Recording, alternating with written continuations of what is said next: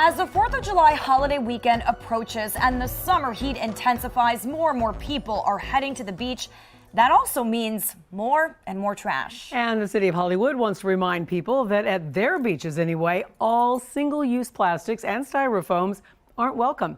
And they're hoping people are getting that message. Our Louis Aguirre has the story in this week's Don't Trash Our Treasure. Just days away from the 4th of July holiday weekend, and Hollywood Beach is bracing for impact.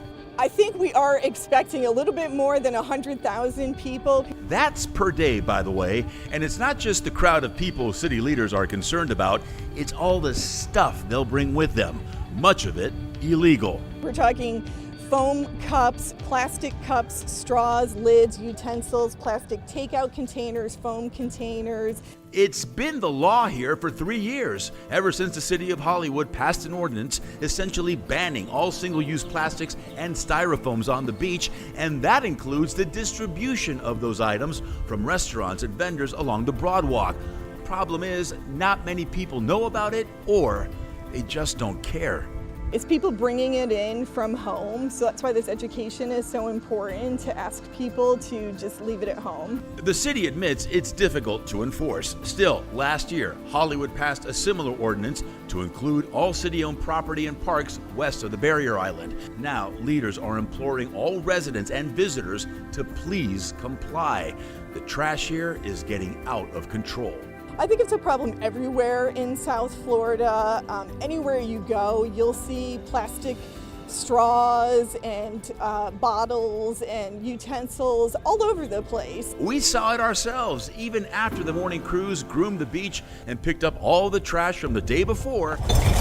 It wasn't hard to find more litter.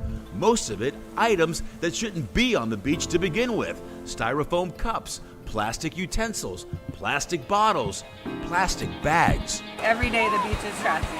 Every day? Every day. Desiree DiClemente de Salvo has been fighting this fight for years. I clean up the beach every day. In 2017, she founded Son of a Beach Cleanup, a volunteer-fueled operation to try to control all the trash and pollution littering the beaches and waterways of Broward County. This is typical of broken down plastic that you find on the beach, and we need to protect this habitat as much as we can from plastic. Desiree says the trash situation has gotten progressively worse.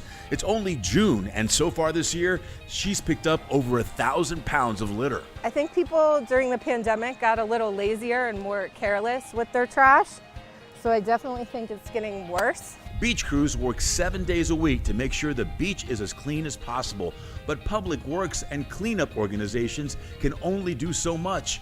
If our beaches are going to thrive and survive, it's up to all of us to be part of the solution and transition from a disposable lifestyle to a reusable one. It's too much for the government to handle on their own. It has to start with your own choices. We're in an urban environment with a beautiful beach attached. So we all have to do our part to make sure that it's clean and beautiful so we can all enjoy.